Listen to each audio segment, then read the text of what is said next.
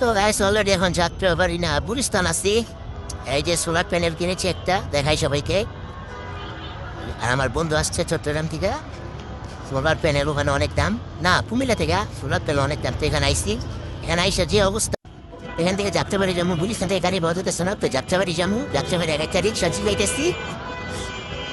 এখান থেকে যাত্রাবাড়ি করে 200 টাকা ভাড়া, 10 টাকা ভাড়া, 200 টাকা, বুঝছেন? কি করবো আমি দেখছি ও পাইতেছে, দেই সামনে গেছি গিয়ে জনের দাম বাড়া যাতে পারি এগুনি জায়গাটা রিজার্ভ হয়ে গেছে, রয়ে গেছে টেনিসটা, কিন্তু আমরা যেতে পারি নাই।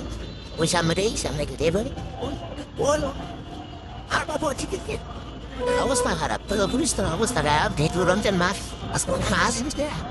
আজকের দিন তো গাড়ি বেটাছে না, সবাই আনা শুরু করছে যে আমরা যে রেলওয়ে গেছি ভাই আইসা উপায় নেই, বাড়ার কোনো উপায় নেই, গাড়ি নিয়ে যেতে হবে। এবার যাত্রাবাড়ি মোড়ে মোড়ে কত ওর যা অবশেষে পাইছি। দেখি আল্লাহ আল্লাহ যা পারবে আল্লাহ এখানে মেলিয়ে দিছে, অবশেষে যাক। তো আমরা এখন রাস্তার পথে, চলার পথে।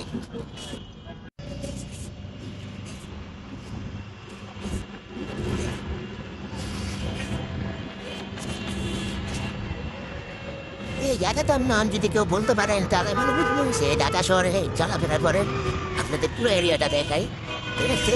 পিছনে ফ্লাইওভার ভাই ভাই আমি তো না, আপনি আমার লগে আসছেন, আপনি বিভিন্ন সেই যদি এই জায়গাটার নাম বলতে পারেন তাহলে বুঝবাম সারা ঢাকা শহরে কোনো আসা যাওয়া করে।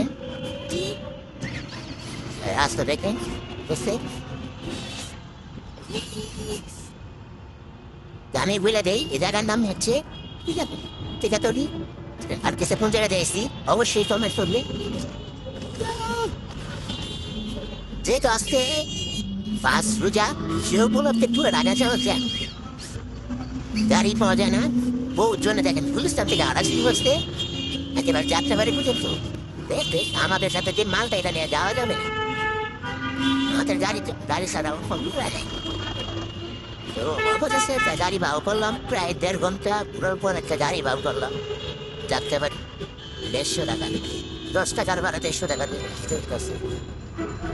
ওপরে পড়ার নাই।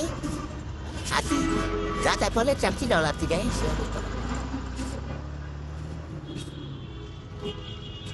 ঢাকা শহর জামচু। তো আপনারা সকলে আসরের পরে